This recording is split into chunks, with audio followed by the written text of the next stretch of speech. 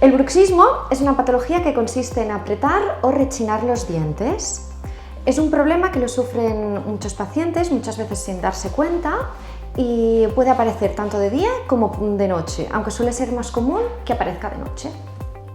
Los síntomas del bruxismo suelen ser dolor en la mandíbula, dolor en el cuello, en las cervicales, en el oído, etc.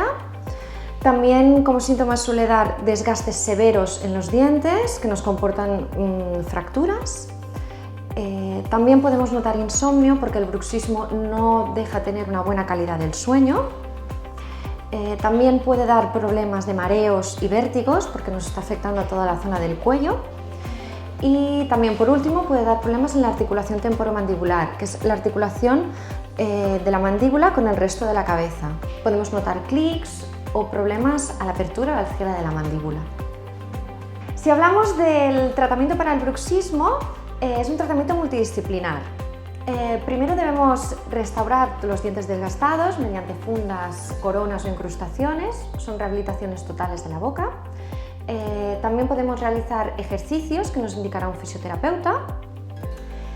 Es muy importante también tratar el estrés o la ansiedad que pueda llevar a apretar los dientes.